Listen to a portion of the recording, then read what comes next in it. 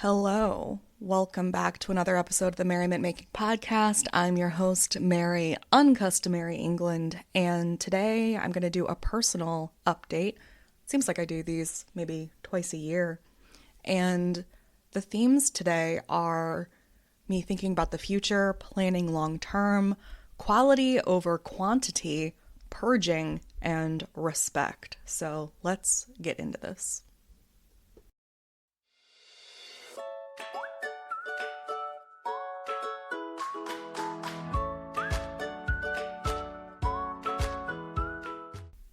Let's start with purging. So, in less than a month, I'm going to be getting a surgery, and it's my first real kind of surgery. I've had my wisdom teeth taken out, but other than that, I've never really had anything happen like this. And for at least 6 months now, I have been in pretty consistent pain in my pelvic area. So, ever since I have menstruated, I've had really horrible issues.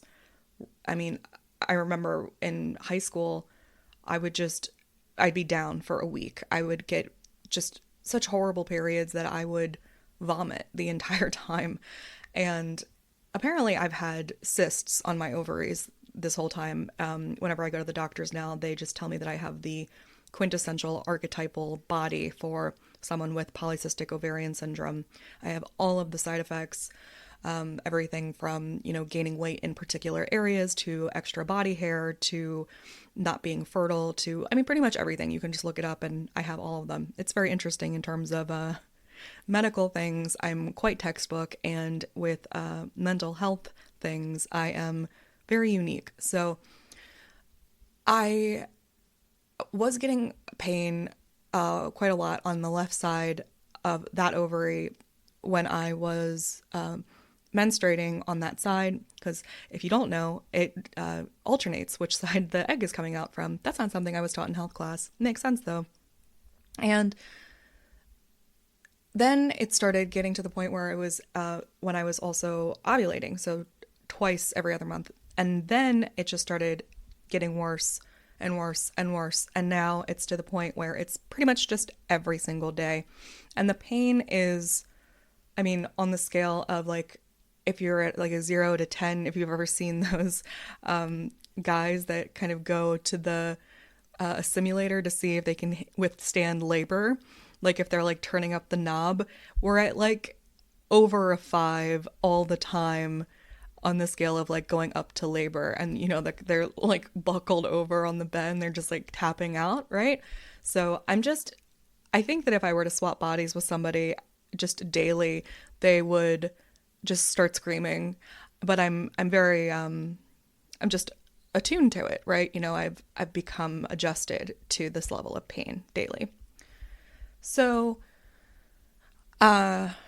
I've had, ultrasounds and things, and it's interesting because the cysts are, there is one cyst that is, I can never remember the word. It begins with an H. It basically means that it is currently bleeding or it will bleed. And that's something that needs to be dealt with regardless. But it's on the side that doesn't hurt as much. And that, to my doctor, indicates that what's the actual problem is endometriosis, which is something that affects about 10% of women and is not really advocated for very well. And something that I didn't know is that it doesn't show up on regular ultrasounds. Endometriosis is basically, for lack of a better term, kind of like these tumors that grow in your pelvic area, and they can kind of wrap around your uterus or your bladder or your appendix or your ovaries, just like everywhere, like in that area. And, it can just cause damage, put pressure. It's a bunch of stuff. You can look up what's going on with that. And it's very likely putting pressure in that area, which is what's causing me pain and other symptoms. So, but the thing is that it doesn't show up on an ultrasound. And I'm just like, we can go to Mars, but we can't figure out how to put endometriosis on an ultrasound. And I'm just, first of all, I think if that was a male issue, if endometriosis was in a penis, that we would probably have figured out how to scan that on an ultrasound very quickly. But I cannot get diagnosed with endometriosis officially until they see it. The doctor can see it. And he cannot see it until he opens me up. Now, he has to open me up anyway to deal with this other cyst. But I think that that's a really horrible loophole. And I think maybe we should advocate to get the ultrasound screening fixed. But anyway, so I'm going to have a surgery to get that dealt with. And most people that have endometriosis that have the tumors removed report that their energy goes up, their depression and anxiety goes away, or at least deeply diminishes. Honestly, a lot of the symptoms that I've had maybe for a lot of my life could be deeply affected by endometriosis, which is kind of crazy.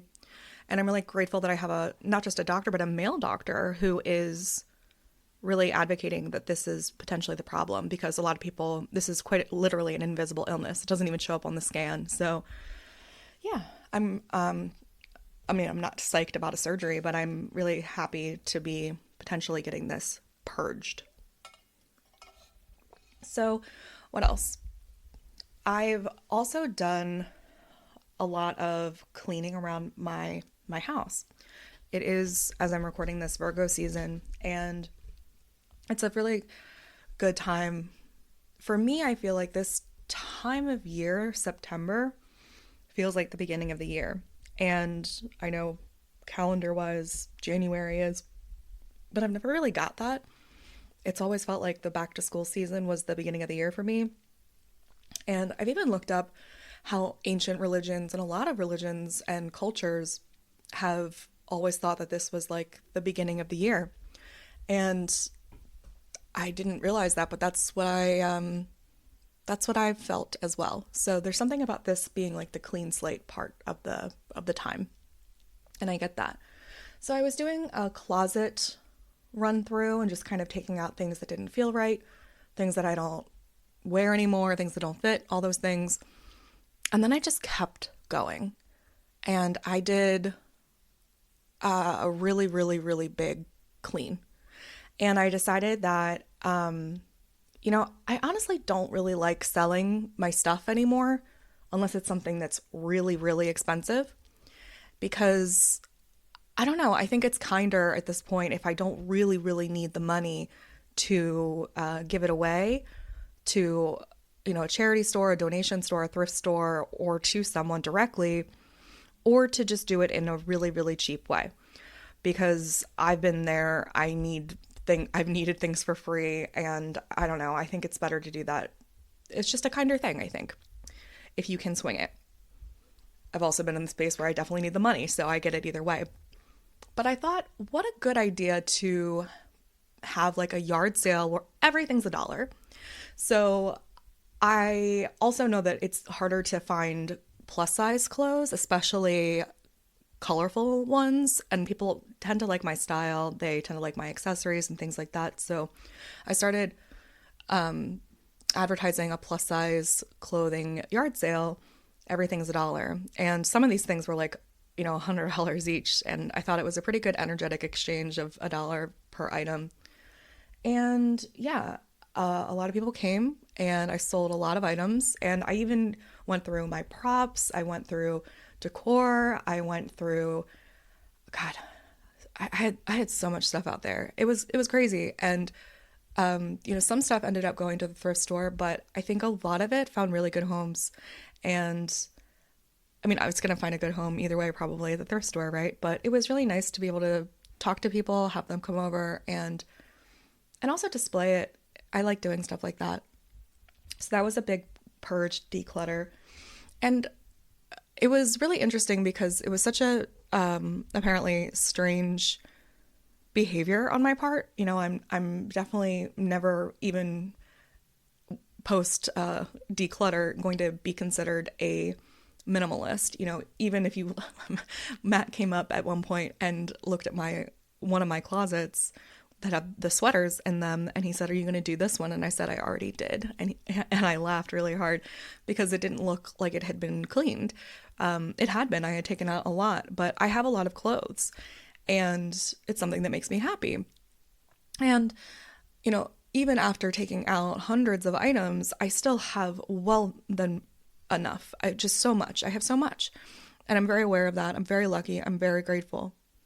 And my point is that I'm never going to be considered a minimalist. And I guess this act of me getting rid of so many things raised a lot of eyebrows, and multiple people, all on the same day actually, all asked me within an hour if I was all right. Like, did I need help? Did I need to talk to someone? Was this some sort of act or cry for help? And I thought that that was interesting because it was so out of the norm for me.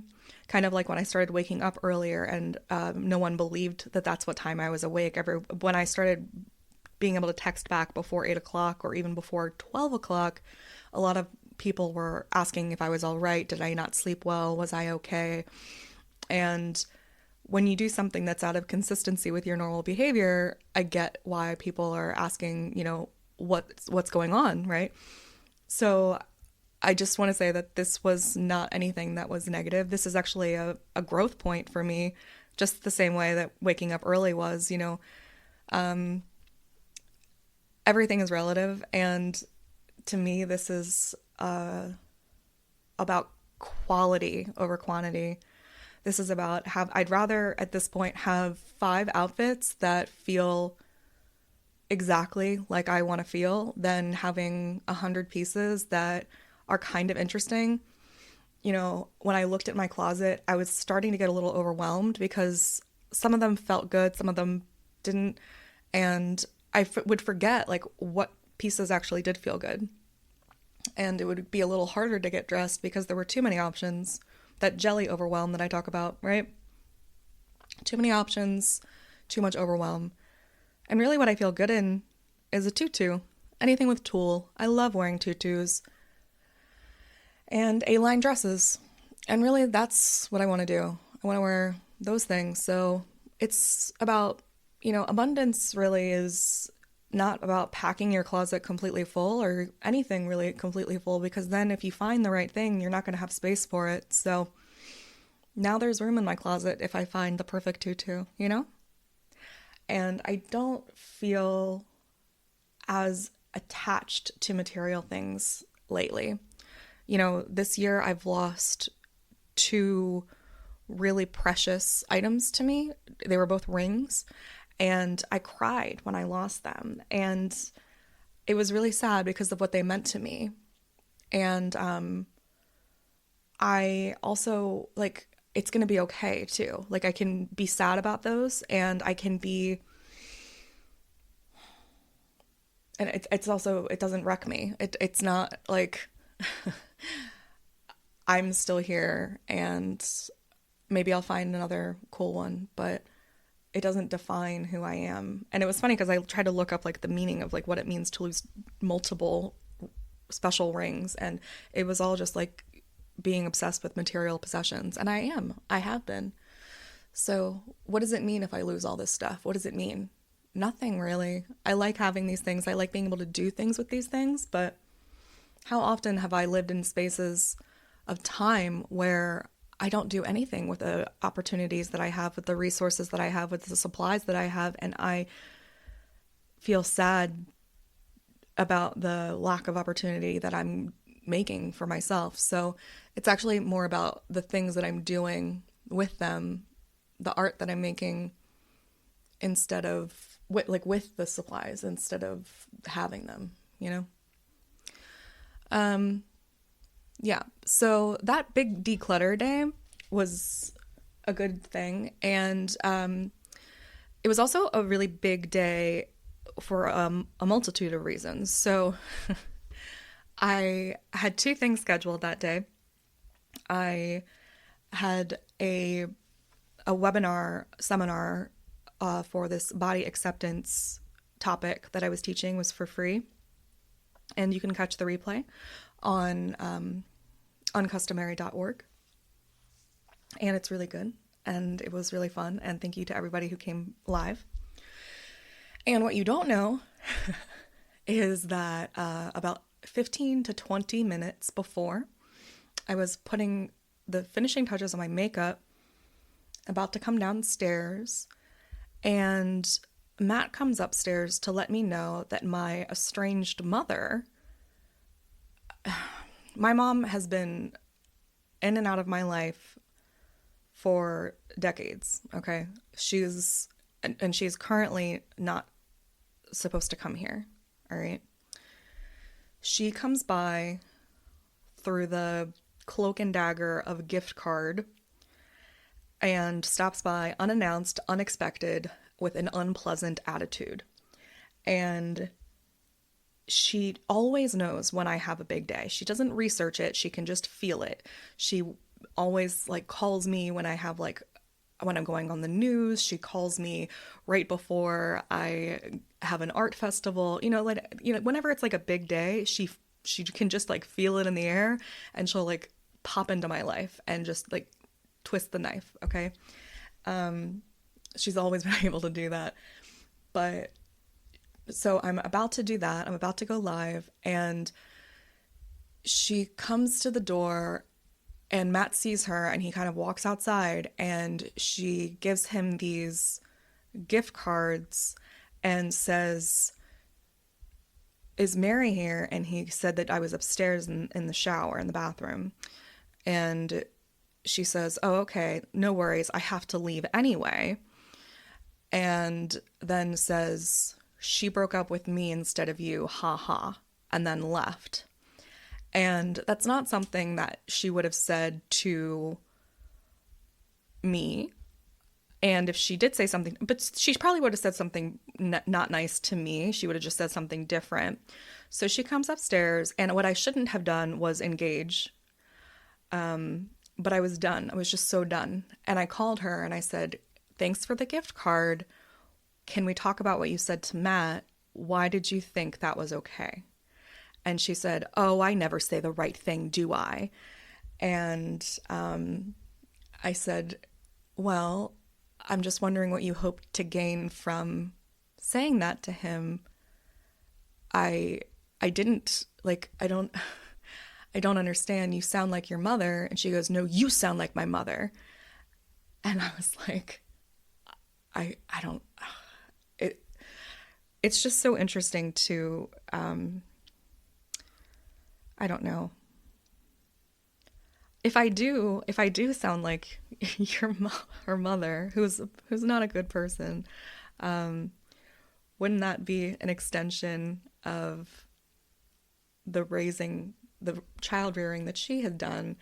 And also, I just want to remind all of you that when you have a parent like this, that you are still the child in the scenario, even when you're an adult, and the feelings of needing to be the adult in this dynamic is exhausting.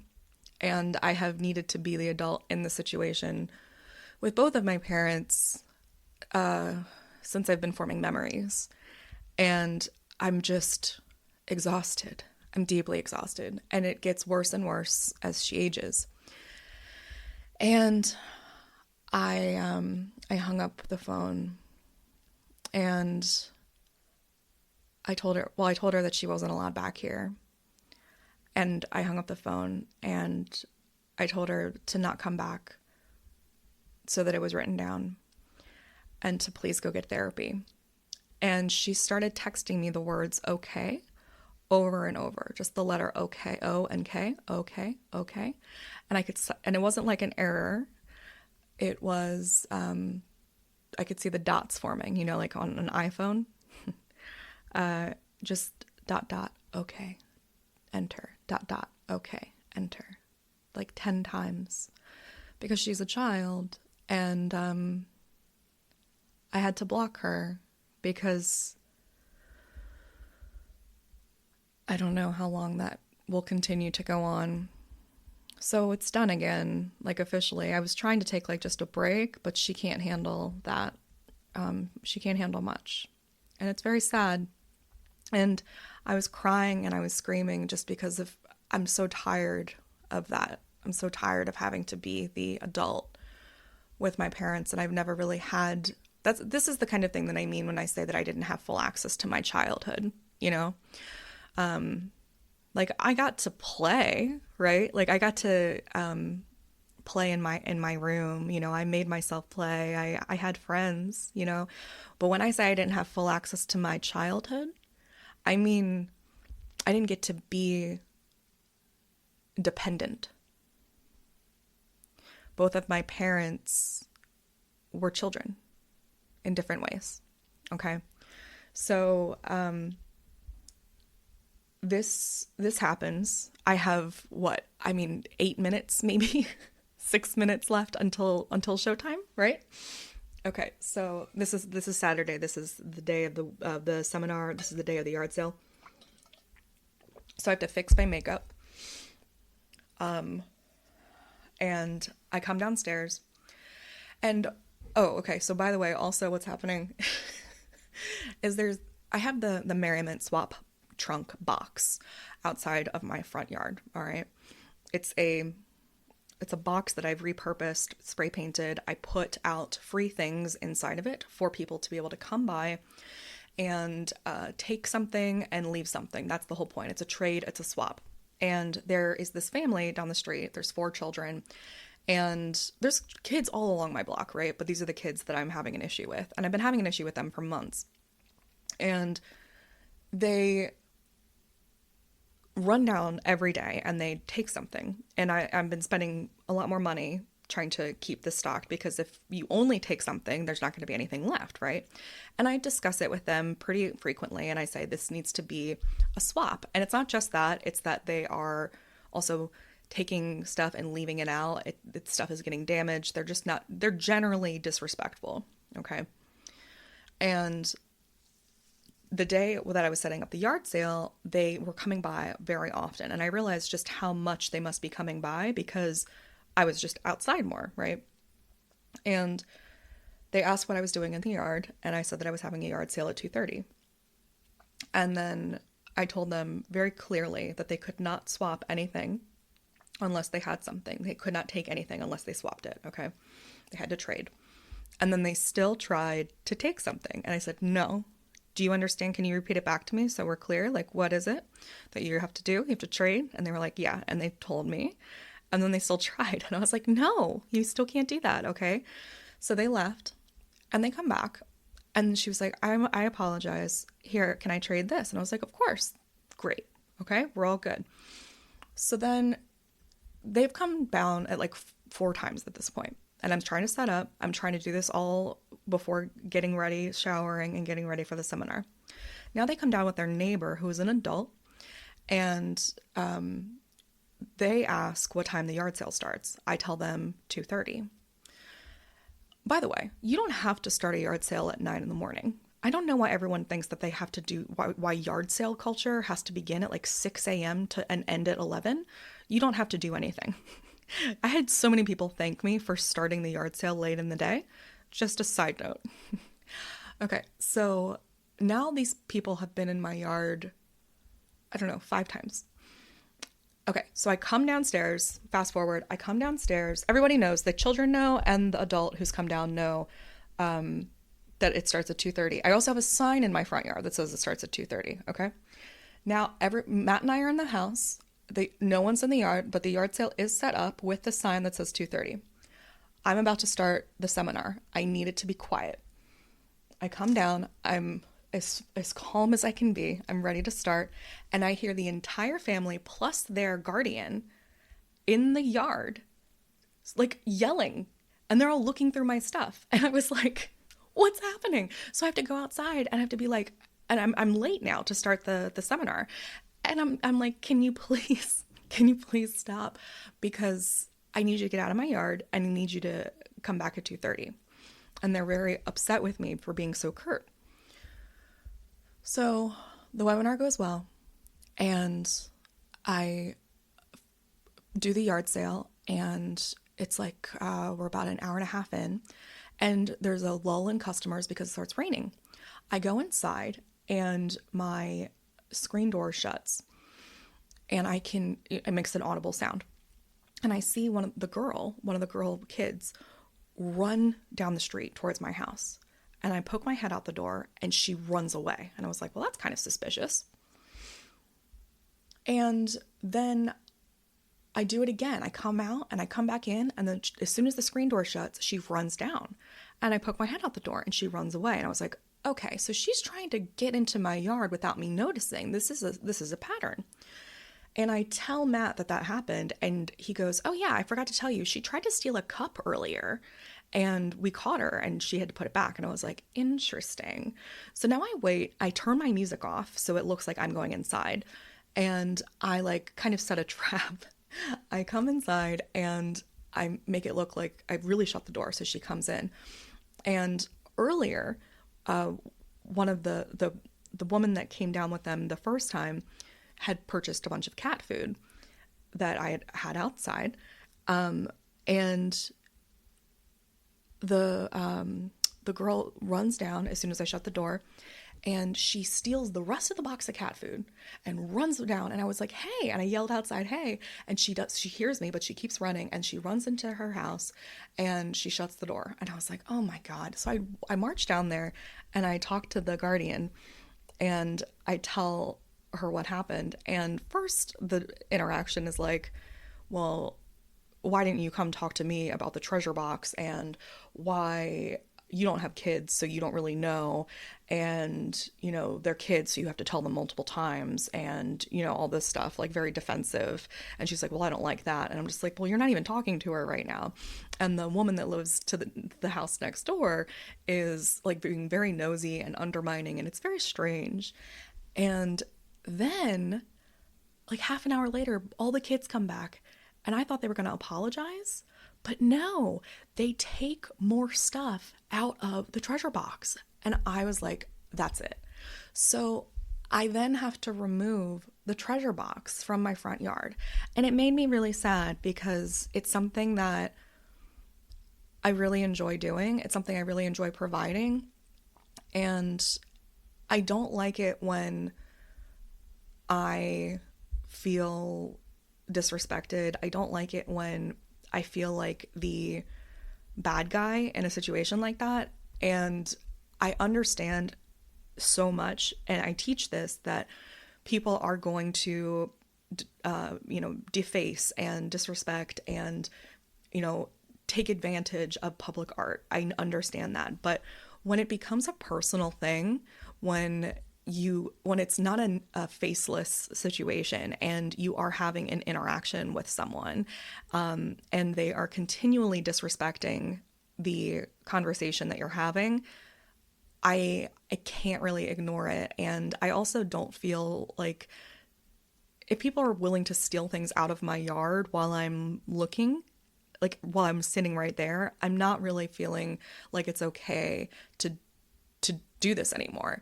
And because it's at the edge of my yard, it gives them a reason to feel like they can come to my house.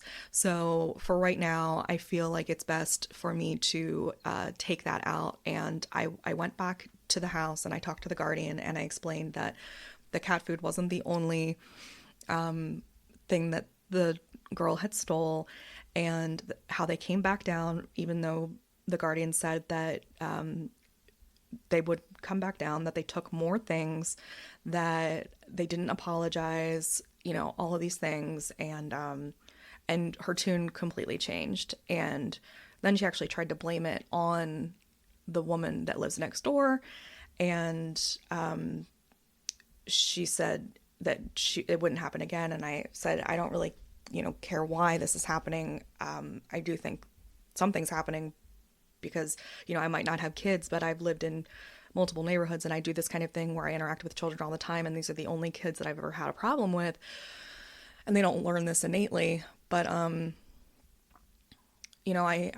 do need them to stay out of my yard for now. There needs to be some sort of repercussion for them. So all that happened, and then the woman next door hears the guardian blame her, and that person, the woman next door, comes and starts fighting with the guardian. And then she comes down to my house with some man on FaceTime to explain that, like, to vouch for her, that she would have never instigated the children to steal. And I had told her, I'm sorry that this feels like an attack on your character, but you have to understand that I wasn't the one who said that. And if you want to argue about that, then you have to go do that with her. My goal is to get these children to not steal and be disrespectful on my lawn. So please leave me alone. And I realized how interesting it was that this all happened the same day that my mom came. And how my whole life I've really just been put in the middle between two people who act like children, who swear that their truth is the truth, and either both or one are lying. And sometimes one is lying from a state of delusion, sometimes one is lying from a state of manipulation, and I am left to be the bad guy. I am left to do more work than I should have ever had to do, because all I did was either nothing or something nice. And it's not fair. Life isn't fair, but it's not fair that I have to do all of this advocating for myself when I shouldn't have to at all. Really, they should be the ones that are apologizing and explaining, and it's up to me to do all of this advocating. And it's so annoying and exhausting. And if you have to do that, I'm so sorry. And I really feel you and I get you. And I thought it was so poignant that it happened with these two women that same day. And I just felt so overwhelmed, so angry, and so regressed. And it was just another kind of clearing that was happening. There's been a lot of making space. And I think even though it sucks to move back the treasure swap box, it doesn't mean that I'm getting rid of it. And when I move to a new place, maybe I'll put it back while I'm still here, but maybe I won't. I get to choose that, right? And we only become bitter and resentful if we continue to overgive while we're being disrespected and we're going over our boundaries. So right now I have to create a boundary. And speaking of moving, that was another real reason that I wanted to do this yard sale. I don't like my street anymore. I don't like my landlord. I don't like my property manager. And I am definitely interested in moving when my lease is up. So that's something that I am actively saving money for and thinking about in long term and planning for. So it was definitely a real reason that I was like, let's look through everything, because I'd rather have a yard sale in September than in the winter, right? And I love that I'm also starting to think about planning things in longer term stuff, because most of the time I'll think about things maybe a month ahead, and now I'm starting to think about things in much larger chunks. And I think it's a lot more helpful for all of us to start thinking about things in at least 6-month intervals, because if you need to save up money or you need to think about things that are going to take more moving parts, then we need longer periods of time to be able to do things well, properly, effectively, and have them look good, And yeah. So I and part of that too is, I in the beginning of this year, I let my my social media manager go, and it wasn't because I didn't like her or that we weren't doing good work. It was because I didn't have the money to hire her, to continue to hire her. And part of that was because we weren't planning effectively. We were just kind of churning gears and just making stuff without really planning long-term and effectively. So we had about 6 months off, and I thought about it and I was like, no, I want her back. And when we came back together, I we sat down on a call, and I told her, you know, this is what I want to do. I want to think about long term. I want to think about quality over quantity. I want to think about this and this and this and this and this. And she was like, I was like, what do you think? Do you want to do this? And she was like, that is exactly what I was going to say. And if you didn't say all that, I was going to say no. And I was like, fuck yeah. You know, like we had all this time to be alone. And when we were away, we thought about what we did wrong, what we weren't doing well, and how we could both get into our wheelhouse the right way. And we both came up with the exact same thing. And I was like, yes. And that's what's working, you know? So I love that. I love when people get on the same page for the right reasons, and when you take a break, it works, you know? And what else? Quality over quantity, man. Other things, purging, you know, I think this time of year is a good time to think about health as well. Like I'm back to my own health and losing weight. And also the update with the cats is, so we thought we were going to have to get rid of Luca.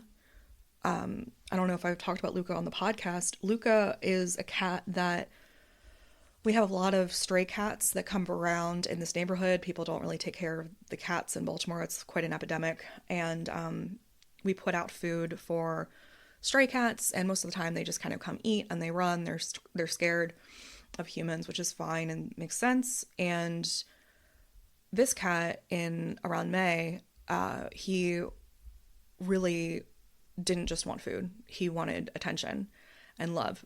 And he hung around, and he started coming back every time Matt got off work. He really liked Matt. And it was the first cat that after, I don't know, more than 6 months of living here, that Matt was able to touch. And Matt like cried sitting there with him.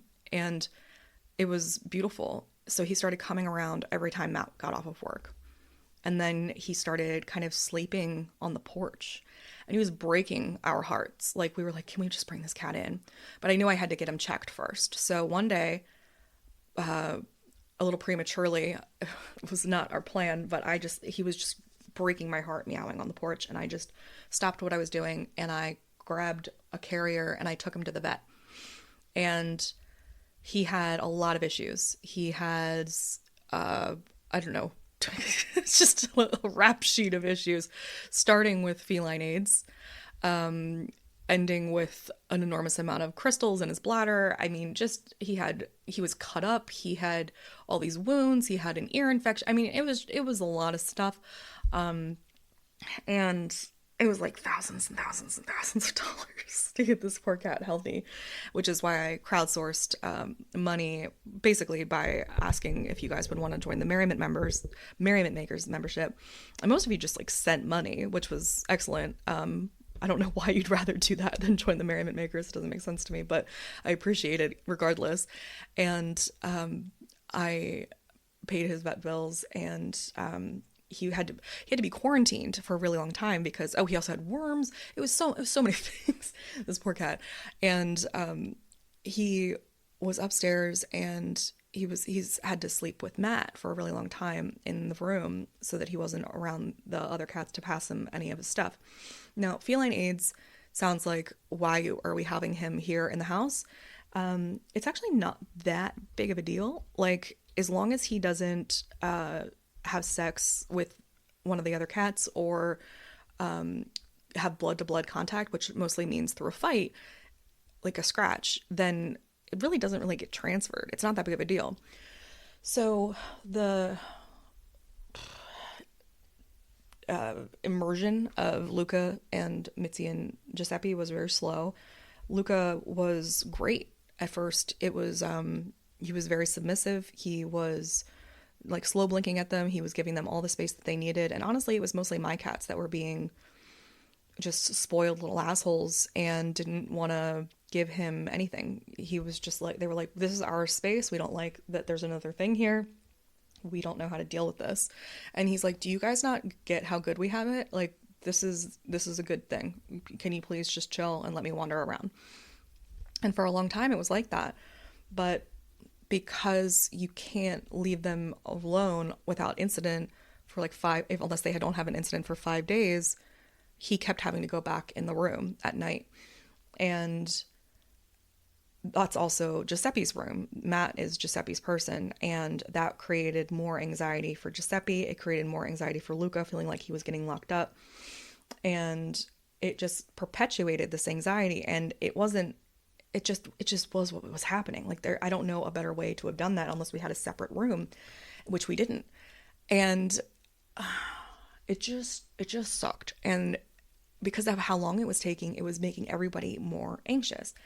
And there was this weird tipping point that happened. We were being really patient, but then there was this week where they started fighting like crazy. They started really, really fighting. And it was bad. It was street fight. Like, they were tumbling and clawing onto each other and rolling around. And I mean, it was all the time. It was every day. It was constant. It was immediate. It seemed unsustainable. And we were crying. We were so sad because we were like, this isn't going to work. Like, how are we ever going to leave the house? And what, is Luca just going to be locked in this room forever? Like, how long is this going to take? This is horrible. And we just sat down and we talked about like what the options were, how realistic this seemed. And I was like, maybe we should try to find him a home. So I put up a post on Facebook. I put up a post and I put it at my newsletter, and an older, somebody who used to be in the Merriment Makers tagged someone that they know that lives in Maryland, and that person, their mom lost their husband, they lost their dad, and they were looking to get a cat, and they said that they would take Luca.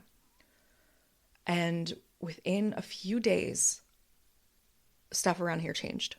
And I don't know if Luca saw the Facebook post and was like, oh, I got to get my shit together or what, but it was like overnight, everything kind of changed. And I don't know, it's not perfect by any means now, but they're just becoming more curious about each other. And it's like it was like that was some sort of storm that happened that seemed like it was going to be the end. But it wasn't. And it seems like we can do this now. So I had to, unfortunately, message that very nice lady and tell her that obviously our intent was to keep him. And it looks like we can now. And maybe this opened up the space for 2 miracles for her mom to get another kitty. And they're already fostering one. So that's great. And I'm very grateful to her for being willing. And I'm so sorry, again, for having to rip the cord out from under her. The rug, I guess. So, yeah. Then Mitzi got sick. Mitzi is currently not peeing. And it seems like I just took her to the vet yesterday. She has a bladder infection and crystals in her bladder. So now she is on the same diet as Luca, and we're just going to have some extremely expensive cat food for the rest of our lives for all 3 of these cats. So she's in a little bit of pain and having a bit of a hard time. She's not peeing, no pee-pee, but she's doing a good job getting her medicine. Okay, what else? So yeah, planning long-term, looking into the future, looking into where I want to move next, probably staying in Baltimore for at least the next 2 years, and looking into houses in the neighborhood that I want to choose, and thinking about what kind of merriment maker I want to be, and thinking about quality over quantity with outfits, with social media posts, with people, you know? I mean, I don't have a best friend right now. And it's because none of my friends feel like a best friend.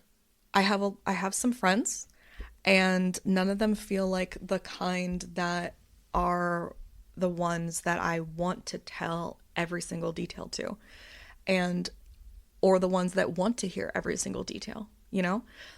And that is what it is. I mean, Matt's, I guess, my best friend. But it's different, you know? And the thing is that I would rather be alone than have a bunch of superficial relationships. And that's something else that I've realized this year is it's the same way with my outfits. Like, I don't want to waste time on doing things that don't feel not perfect, but as good as they could be. You know, I have friends that I love doing things with, and I know what that capacity is, but I don't know. I don't know. It's like why date a Mr. Right Now?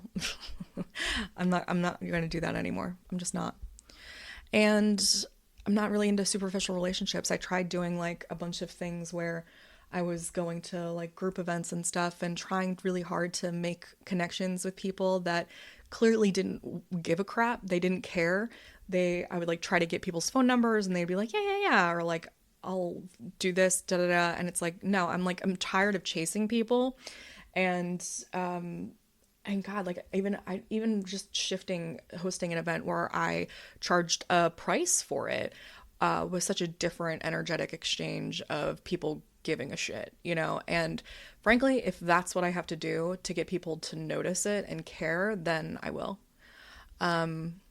Yeah, so quality over quantity, purging, getting rid of everything that doesn't feel right, kind of the same thing, and having respect for myself, having respect for what makes life feel good, valuable, healthy, deep, fun. And, you know, part of this that I forgot to mention was that I've been feeling like I've been in a bit of a rut this summer, maybe even before. I've been working so much that I've just been working. I've been working a lot. There's some weeks where I really won't even go outside until the weekend. Sorry. And I will work like 10 hours and then I'll watch TV and I'll go to sleep. And then by the time I go out, like on Friday, I'll be like, wow, I didn't even get in this car all week. And shit, sorry.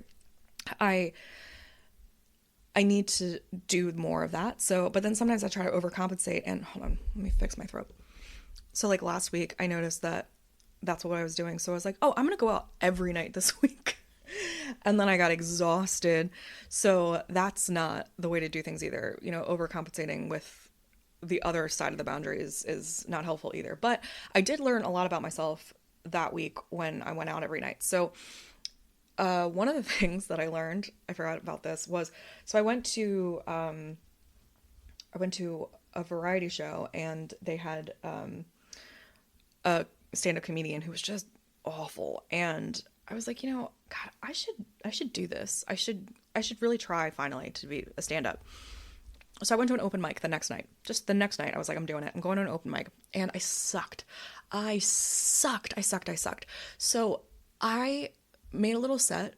I have had stand-up notes in my folder in my phone for I don't know, years. And I found an open mic the next night. I practiced all day. I had it sounding in my head. I thought it was hilarious. Not hilarious, but I mean, I thought it was good for an open mic. And I got there on time. I stayed there the whole time, and I went, and after I went, he said the same thing about the one guy who objectionably bombed. And he was like, give it a hand for Mary. Stand up is pretty hard. And I was like, oh, that's what he said about the guy that did really bad. And I was kind of like indignant, you know, I was kind of like, oh, well, I mean, that's kind of rude. I don't think I did that bad. And I thought the reason I wasn't getting claps was because the comedians are quintessential archetypal comedians of what you hear about, where they're all miserable assholes and there's literally a jock table and they think they're the best, but actually the weirdos are the best. And they also don't get there on time. They don't stay after their set. They literally just drop in to do their set and then they leave.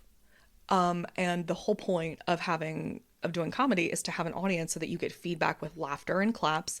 And it's like they're all complaining that there's no audience, but they won't continue to sit there and be the audience, which is active bullshit. And yeah, they're all just miserable. So I figured that one of the reasons I wasn't getting any sort of feedback was because there were 3 people there. But also, I don't know, I thought it wasn't that bad. So I get in the car and I recorded the set. So I get in the car and I listen to my set and I can hear it. And I'm like, oh my God, this is bad. And I couldn't believe how it sounded so much different in my head than it did out loud.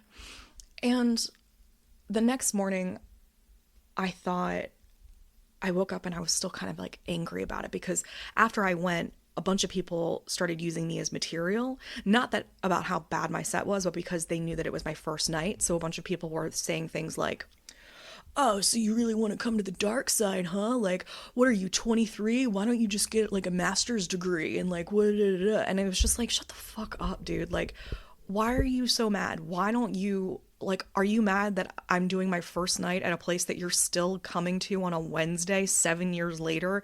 Why do you think I'm 23? First of all, I'm 13 years older than that. And what makes you think I don't have a fucking master's degree? Why don't you shut the fuck up? Like, I was just so pissed at these guys and their little jockey thing and the fact that he didn't even have any fucking material, so he used me, that I was thinking that I was going to do a commentary on that at my next stand-up and at my next open mic, and how I was like, everything I touch turns to fucking gold. So maybe you're mad that I'll like break up your little boys club, or that maybe you're threatened about the fact that I might come and I might actually put my mind to something and actually fucking do this, and I might actually get good at this, and that I was like so fucking mad. And then I like sat there and I breathed, and then I was like, nope, I'm still mad. And then and then I went downstairs and I was like, I'm gonna make the best stand-up fucking set ever. And I looked at my notes in my folder and I was like, okay, now that I know like what plays at stand-up, I don't think that I'm a joke, like a setup and a punchline kind of person. I think I just need to be stories. Like I wanted to try the setup punchline thing, but it's just not for me. So I was like, I need to do stories. So I started looking and I was like, okay, what do I got in here? What have I gotten in this folder of all these things? And I started looking at my notes and I just looked through these folders and I fell in love with my writing. I fell in love with it. And I was like, oh, this stuff is good, honey. This is good. And you know what? Most of this isn't funny. Most of it's not funny. It's deep. It's real. It's true. It's wholesome. And sometimes it's funny. And when I talk, sometimes it's funny. But it's not expected to be funny. I don't go up there and I don't have to be like, hey, I got like mugged on the way in here. Like, it's not stand-up lens. It's me. It's writer. It's an author. It's a poet. It's a philosopher. And what I'm really fucking good at is getting people to hear a perspective, to maybe even shift their perspective, to be the devil's advocate. And frankly, the fact that I could hear in my head that set might have been good and then get in the car and listen to myself and hear that it was objectively bad is in fact the thing that I am good at. The fact that I can hear the same thing from 2 different outlets and say, oh, no, I was wrong. I was wrong about me. And that is in fact bad. That is my talent. And I will not do a stand-up set out of spite. Even though fuck that guy. Even though fuck that whole room. Even though... I won't say it, never mind. Because that's not the reason to do something. It's not. It's not. You do things out of love, not fear. Not anger. And maybe I'm more of a one-woman show kind of gal. where I dance and I do poetry and I do spoken word and I get in costumes and I do weird shit on stage. And sometimes it's funny because it's real. And that's who I am. I'm not hacky. I'm me. And that was a really big moment. It was a really big release because there's been this space in my head, in my heart, in my body for so long where I thought I was wasting time not being a comic, that I was supposed to be a comic in another life. And I realized, no, I'm not. I might think like one. I might have a lot of things in common with a comic. I might love to hang out with them. But I'm not. And I'm actually really proud of myself for only needing to do that once to understand. And I think that that is maybe part of the theme of this episode too, is not needing to do something 20 times to get the message. Years ago, I would have absolutely gone back for spite. I would have absolutely done a bunch of stuff just to prove something. I would have absolutely tried to perfect it just to prove it to myself even. And I probably also would have needed to go back just to see if I was good at it, just in general. And I might have, I don't know, not been able to give up on this thing so easily because it would have felt like a failure. But I'm able to see that there's just another avenue for this now. Before I needed to try anything twice because the lighting was bad, and now sometimes I think I don't need to do that. I don't need to try something twice just in case. I can try it once and I can believe when I feel it the first time. So, thinking about the future, planning long term, quality over quantity, purging, respect, and trusting my gut. Those are some big ass Virgo season themes, and that's where I'm at right now. So, trying to get everything done as much as possible for September so that in October I can have my surgery, heal from it, go to Boston and Salem, Massachusetts, host a bangin' ass Halloween party and enjoy the fuck out of Halloween. So that is my plan, and there's still a couple spaces left for my next fall workshop, which is in Baltimore on September 21st. It's a fall equinox workshop in person. And other than that, you can check out uncustomary.org for resources. Like the Merriment Makers membership is currently 70% off. You can also catch the replay of the body acceptance seminar. And yeah, you can find out other cool things like good news texts and merriment mail and individual trainings. And yeah, I mean, honestly, you could get the entire Merriment Makers membership for less than one training right now. So it's a pretty good deal. It's a pretty good deal. All right, my loves. Remember, you got to feel good to do good. I love you. Thanks for playing.